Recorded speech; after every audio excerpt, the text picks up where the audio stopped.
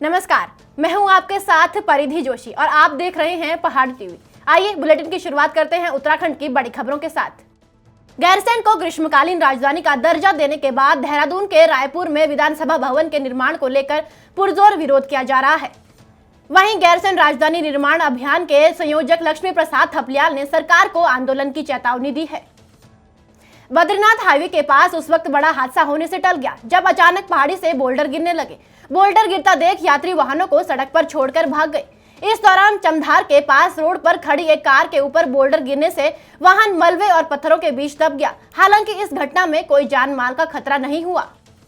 कोटद्वार में electronic media के news reporter को खबर चलाने के संदर्भ में जान से मारने की धमकी दी गई। धमकी कोटद्वार के वार्ड नंबर 29 पार्षद कुलदीप ने अपनी सत्ता की पहुंच दिखाते हुए अपने एक गुर्गे जगत सिंह रावत को पत्रकार दिलीप कश्यप के घर भेज दिया, जिसने पत्रकार और उसके परिवार से अभद्र व्यवहार किया। पुलिस ने पार्षद और जगत सिंह रावत के खिलाफ 504-506 में मुकदमा दर्ज कर दिया है। समाज कल्याण मंत्री यशपाल आर्य ने कल विधानसभा स्थित सभागार में समाज कल्याण विभाग के अधिकारियों के साथ बैठक कर उन्हें योजनाओं को लोगों तक पहुंचाने के लिए बेहतर प्रचार प्रसार करने के आदेश दिए। उन्होंने कहा कि केंद्र और राज्य की तमाम योजनाओं की जानकारी लोगों को नहीं है, जिससे उन्हें योजनाओं का लाभ भी नहीं मिल पा रहा है। पंचायती राज मंत्री अरविंद पांडे ने अपने चमोली दौरे के दौरान गोपेश्वर कोठियाल सैंण में निर्मित बहुउद्देशीय भवन पर बने साइंस पार्क का शुभारंभ किया। पार्क में विज्ञान से संबंधित विभिन्न प्रकार के प्रोजेक्ट और वैज्ञानिक नियमों के साथ तैयार किए गए हैं, जिसमें प्रोजेक्ट के माध्यम से बच्चों को आसानी से समझ आ सकता है। यहाँ पे एक अनयूज्ड बिल्डिंग पहले आधी अधूरी बनी हुई थी, तो इसको जिला योजना के पैसे से हम लोगों ने इसको एक साइंस पार्क के रूप में डेवलप कराया, जिसमें कि बच्चे जो कॉन्सेप्ट जो साइंटिफिक प्रिंसिपल्स किताबों में पढ़ते हैं और उनको बहुत अच्छे से समझ में नहीं आता है, वो यहाँ पे प्रैक्टिकली देख सकते हैं। जैसे काइनेटिक एनर्जी कैसे, पोटेंशियल एनर्जी कैसे काइनेटिक एनर्जी में कन्वर्ट होती है, न्यूटन डिस्क की कॉन्सेप्ट, न्यूटन लॉज की कॉन्सेप्ट और बहुत सारे अन्य एक्सपेरिमेंट्स यहाँ पे रखे गए हैं। और इसका बिल्कुल फ्री ऑफ कॉस्ट रखा गया है बच्चों के लिए, जिससे कि वो ज़्यादा से ज़्यादा उनके अंदर साइंटिफिक टेम्परामेंट डेवलप हो सके। देहरादून में कोरोना संक्रमण के एक मामले से हड़कंप मच गया है। सप्ताह भर पहले जिस युवक की शादी हुई थी वह कोरोना पॉजिटिव पाया गया। बुधवार को दूल्हे की रिपोर्ट पॉजिटिव आने के बाद स्वास्थ्य विभाग हरकत में आ गया है। अभी तक दुल्हन समेत शादी में शामिल हुए 17 बारातियों और घरातियों को क्वारंटाइन किया जा चुका है। उत्तराखंड सरकार जहां जनता को जन औषधि केंद्रों के माध्यम से सस्ती दवाइयां उपलब्ध कराने का दावा करती हो, वहीं धरातल में हालत यह है कि कोटद्वार के चंद्र मोहन सिंह नेगी राजकीय बेस चिकित्सालय में दवाइयां ही मौजूद नहीं है। वहीं 2 बार राजकीय चिकित्सालय प्रशासन द्वारा दवाइयां मंगाने की डिमांड तो भेजी, मगर 6 महीने का लंबा समय बीत जाने के बाद भी दवाइयां औषधि केंद्र तक नहीं पहुँच पाई, जिस वजह से आम जनता को बाहर से महंगी दवाइयां खरीदने को मजबूर होना पड़ रहा है। औषधि केंद्र की डिमांड हमने करी हुई थी, जैसे कि मुझे बताया गया कि जन औषधि केंद्र की डिमांड हमने फरवरी और जून में करी है, लेकिन अभी तक उपलब्ध नहीं हुई है। मैं इसे सीएमओ साहब के संज्ञान में दोबारा से लाऊंगा आज, और तब मैं इससे कहूँगा कि जिससे कि दवाइयाँ उपलब्ध करें।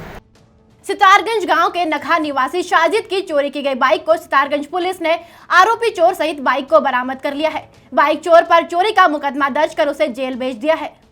एसडीआरएफ द्वारा राज्य में सम्मान कार्यक्रमों के माध्यम से विभिन्न अस्पतालों, डॉक्टर्स और जरूरतमंद लोगों को कोरोना बचाव सामग्री दी जा रही है। पहले चरण में एसडीआरएफ ने विभिन्न स्वयंसेवी संस्थाओं के सहयोग से डॉक्टर्स, नॉन कोविड अस्पताल के स्टाफ को पीपी किट, N95 मास्क और डेंगू के सीजन के लिए गद्दे, कंबल आदि भी दिए गए।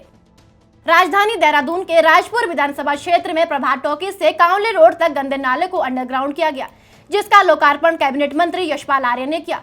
इस दौरान राजपुर विधायक खजानदास ने कहा कि नाले की समस्या लंबे समय से सामने आ रही थी, जिसके लिए 4,99,76,000 की स्वीकृति हुई थी।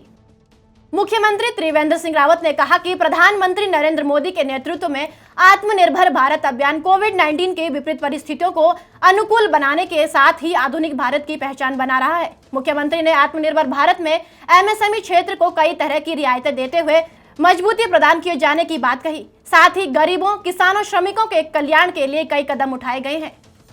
उधम सिंह नगर जनपद में अब कोरोना की जांच सुविधा बहुत जल्द ही 2 शहरों में और शुरू हो जाएगी। अब जनपद के अंदर कोरोना जांच 3 शहरों में उपलब्ध होगी। इससे पहले रुद्रपुर के जिला अस्पताल में कोरोना जांच हुआ करती थी। जनपद में बढ़ते कोरोना जांच के लोड को देखते हुए स्वास्थ्य विभाग ने 2 और नगरों में कोरोना जांच लैब स्थापित करने का निर्णय लिया है। हरिद्वार के चमार वाल्मीकि महासंघ के पदाधिकारियों ने कोरोना काल में केजरीवाल सरकार पर सफाई कर्मचारियों के उत्पीड़न का आरोप लगाया है। महासंघ के अध्यक्ष भंवर सिंह ने प्रेस वार्ता कर कहा कि कोरोना काल में सफाई कर्मचारी अपनी जान हथेली पर रखकर काम कर रहे हैं, लेकिन दिल्ली में हाईकोर्ट के आदेश की आड़ में अतिक्रमण के नाम पर सफाई कर्मचारियों के घर उजाड़ दिए गए हैं।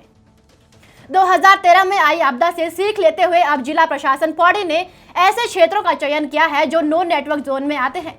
इसी के मद्देनजर जिला प्रशासन ऐसे ग्रामीण क्षेत्रों में संपर्क सूत्र स्थापित करने के लिए सैटेलाइट फोन देने जा रहा है, जिन क्षेत्रों में मोबाइल टावर उपलब्ध नहीं है, जिसके कारण वहां पर फोनों में संपर्क स्थापित नहीं किया जा सकता है। यह सैटेलाइट फोन प्रधानों को निःशुल्क उपलब्ध कराए जाएंगे। विश्वविद्यालय जोशीमठ NSUI द्वारा HRD minister doctor Ramesh Pokhriyal Nishank का पुतला दहन किया गया। HRD मंत्रालय द्वारा जो गाइडलाइंस जारी की गई है उसमें सभी विश्वविद्यालय को आदेश जारी किया गया है कि वे 30 सितंबर तक अपने यहाँ अंतिम वर्ष के छात्र छात्राओं की परीक्षा आयोजित कराएं। छात्रों का कहना है कि जिस तरह से प्रथम और द्वितीय वर्ष के छात्र छात्राओं को उनके आंतरिक मूल्यांकन के आधार पर प्रमोट किया गया है, उसी तरीके से अंतिम वर्ष के छात्र छात्राओं को भी प्रमोट किया जाए। समस्याओं का निराकरण न होने पर राज्य दिव्यांग सलाहकार बोर्ड के सदस्यों ने इस्तीफे की चेतावनी दी है। उन्होंने कहा है कि दिव्यांग जन अधिकार अधिनियम 2016 का उल्लंघन हो रहा है। बोर्ड का गठन हुए अक्टूबर में 2 साल होने वाले हैं, लेकिन सिर्फ एक ही बैठक हो पाई है। ऐसे में वे समस्याओं को कैसे विस्तार से रख पाएंगे।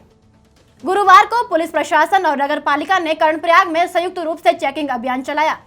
इस दौरान पुलिस और नगर पालिका द्वारा नाई की दुकानों और होटलों में मास्क, ग्लव्स और सैनिटाइजर का प्रयोग न करने पर कई लोगों से जुर्माना वसूल किया। इन संक्रमण को देखते हुए आज प्रशासन, पुलिस और नगर पालिका की टीम द्वारा संयुक्त अभियान चलाया गया है और जो लोग पब्लिक प्लेस में बिना मास्क के घूमते पाए गए हैं उनके विरुद्ध चालानी कार्रवाई की गई है। विभिन्न राज्यों के शिव भक्तों के आस्था का केंद्र तीर्थ नगरी ऋषिकेश से सटे मणिपुर पर्वत पर पंकजा और मधुमती के जल स्रोत पर स्थापित भगवान बोले के नीलकंठ महादेव मंदिर में श्रावण मास के दौरान लाखों शिव भक्त कांवड़ और गंगा जल लेकर पहुंचते हैं। कोरोना वायरस संक्रमण के मद्देनजर नीलकंठ महादेव मंदिर को कुछ समय के लिए पूर्ण रूप से बंद कर दिया गया है, लेकिन मंदिर बंद होने और लॉकडाउन की वजह से सभी वाहन अपनी पार्किंगों में मार्च महीने से ही खड़े हैं और वाहन मालिकों और संचालकों के सामने रोजी रोटी का संकट उत्पन्न हो गया है। आज की बड़ी खबरों में फिलहाल इतना ही। आप देख रहे थे पहाड़ टीवी, मेरे यानी परिधि जोशी के साथ। उत्तराखंड की हर छोटी बड़ी खबर के लिए सब्सक्राइब करें पहाड़ टीवी।